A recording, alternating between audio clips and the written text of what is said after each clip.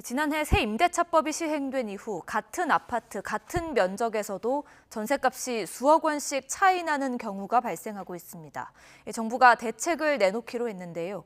이를 두고 신규 계약에서도 상한선을 도입하는 것이 아니냐는 우려가 나오고 있습니다. 신윤정 기자입니다.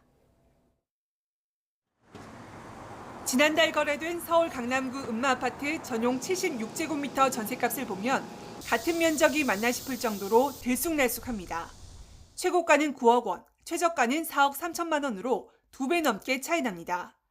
두 가격의 중간 수준인 7억 원 안팎의 거래도 눈에 띕니다. 계약갱신 청구권과 전월세 상한제 시행 뒤 굳어진 전셋값 2중 현상을 넘어 3중 현상까지 나타나고 있는 겁니다.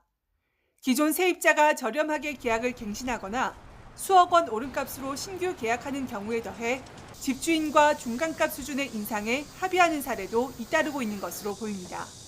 미리 임차인이 제시를 하는 경우들이 있어요. 거기에 맞춰서 해주겠다고. 그렇게 하면 재계약을 해가지고 사시는 분들도 많이 있어요. 정부는 새 임대차법으로 임차인의 주거 안정성이 높아졌다고 평가하고 있지만 갱신에 성공한 세입자라도 2년 뒤 전셋값이 급등할 수 있고 중간값에 계약한 집주인과 세입자는 추후 갱신권 사용 여부를 놓고 분쟁할 우려도 있습니다. 임대 기간이 끝날 때에는 임대인이 최초 임대료를 마음대로 책정할 수 있게 하기 때문에 기존 임대료보다 대폭 올린 가격이 되거든요. 결국에는 이렇게 이제 2중 가격, 3중 가격이 생기면서 전세 가격이 상승하게 되면 그 피해는 결국에 서민들이 질 수밖에 없습니다. 정부 역시 전셋값 이중 현상을 임대차 3법의 부작용으로 인정하며 해결책을 내놓기로 한 상황. 갱신 계약과 신규 계약 간의 격차도 확인되는 등 시장의 전문가, 연구기관 등과의 의견 수렴을 거쳐 연말까지 최대한 강구해 나가고자 합니다. 이를 두고 신규 전세 계약에도 상한선을 두는 게 아니냐는 우려 섞인 전망이 나오고 있습니다.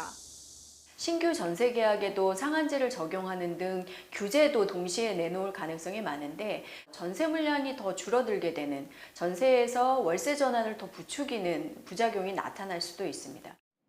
매물 부족으로 인한 전셋값 고공행진이 이어지고 있는 가을 이사철 전세 시장. 가격 왜곡 현상을 잡기 위해선 또 다른 규제보다는 기존 임대차법의 꼼꼼한 보완이 절실해 보입니다. YTN 신윤정입니다.